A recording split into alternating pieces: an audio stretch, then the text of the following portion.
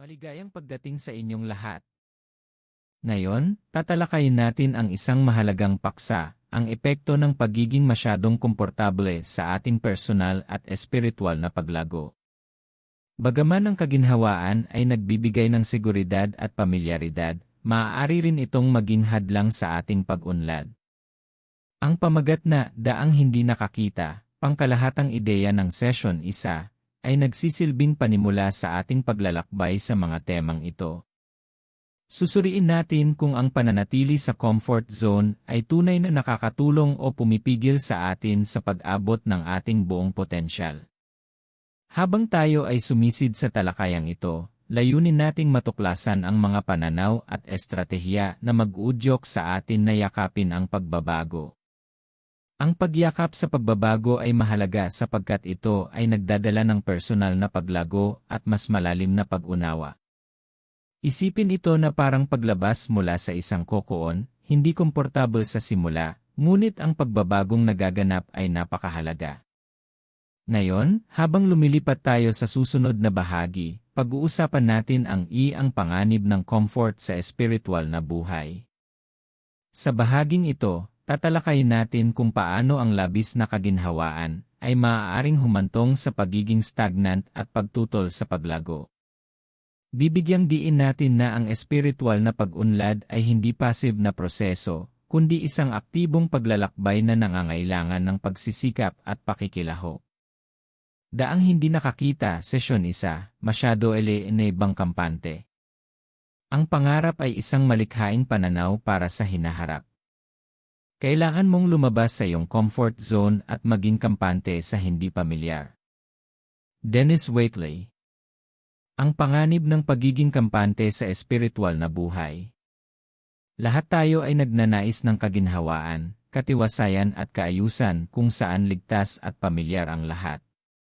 Ngunit sa espiritual na buhay, nagiging hadlang ito kapag tayo ay nagiging kampante.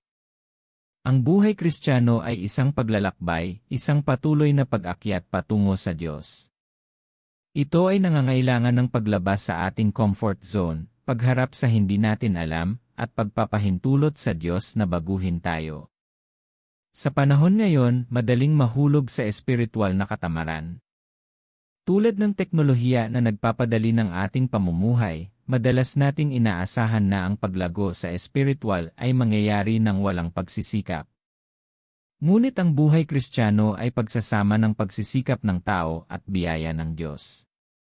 Sabi nga ni San Pablo, "Gawin niyo ang inyong sariling pagliligtas na may takot at panginginig, sapagkat ang Diyos ang gumagawa sa inyo upang naisin at isagawa ang kanyang mabuting kalooban." Filipos 2:12-13. Kapag masyadong kampante. Kapag tayo ay masyadong kampante, humihinto ang ating paglago. Sa simula, tila ligtas ang manatili sa comfort zone, iiwasan natin ang stress at hirap. Ngunit paglipas ng panahon, nawawala ang ating sigla. Ang ating mga pangarap, maging panglupa o espiritual, ay naitatabi. Ikaw ba ay nasa posisyong ito? Nahihirapan ka bang magpursige sa iyong espiritual na buhay? Nananatili ka ba sa nakagawian at iniiwasan ang hamon ng pagbabago? Kapag ang comfort zone ay nagiging hadlang. Kapag inuuna natin ang kaginhawaan kaysa sa espiritual na paglago, nagiging katulad tayo ng taong itinago ang kanyang talento sa lupa dahil sa takot. Mateo 25:14-30. Ang takot sa kabiguan ay pumipigil sa atin sa paggamit ng mga kaloob ng Diyos.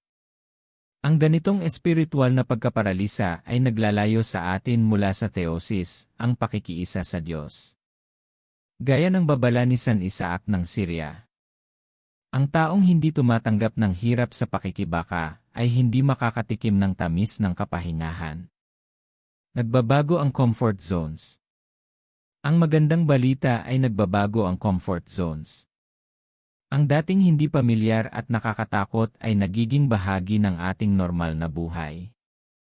Isipin ang mga pagbabago sa iyong sariling buhay, paglipat sa bagong tahanan, pagsisimula ng bagong trabaho, o pag-aaral ng bagong kakayahan. Sa simula, maaaring mahirap, ngunit kalaunan, ito ay nagiging bahagi na ng iyong karaniwang gawi.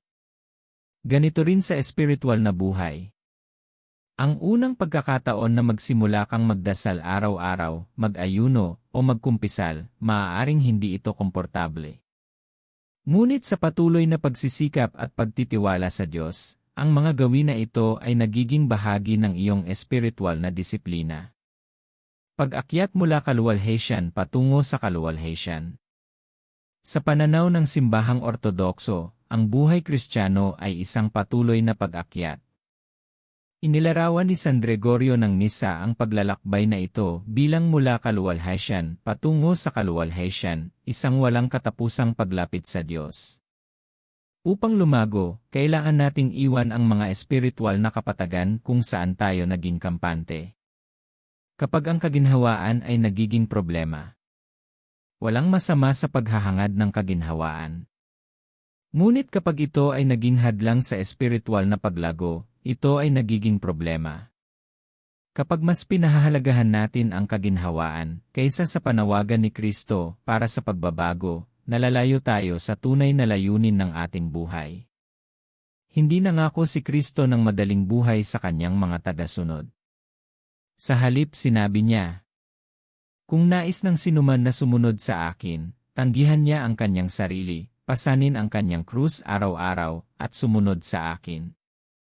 Lucas 9:23. Paano lumabas sa comfort zone? Kung ang iyong comfort zone ay nagiging hadlang sa iyong espiritual na paglago, oras na upang gumawa ng tamang pagpili. Tulad ni Abraham na iniwan ang kanyang lupain bilang pagsunod sa tawag ng Diyos, Genesis 12, 1:4, tayo rin ay tinatawagan na iwan ang pamilyar at yakapin ang hindi natin alam.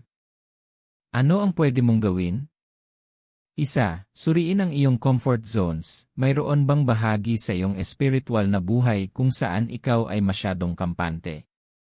2. Gumawa ng maliit na hakbang. Magsimula sa maliit, dagdagan ng 5 minuto ang iyong panalangin araw-araw o dumalo sa karagdagang serbisyo sa simbahan tuwing linggo. 3. Yakapin ang espiritual na pakikibaka. Huwag matakot sa hirap ng paglago sa espiritual.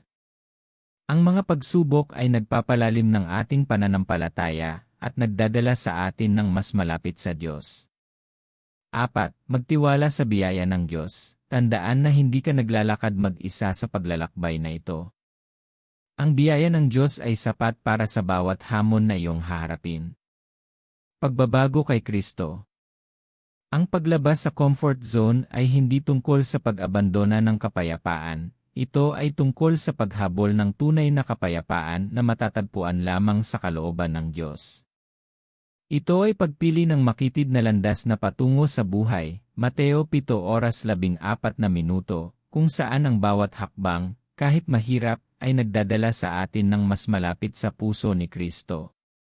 Sapagkat ang sinumang maghangad na iligtas ang kanyang buhay ay mawawalan nito, ngunit ang sinumang mag-alay ng kanyang buhay alang-alang sa akin ay makasusumpong nito. Mateo 16.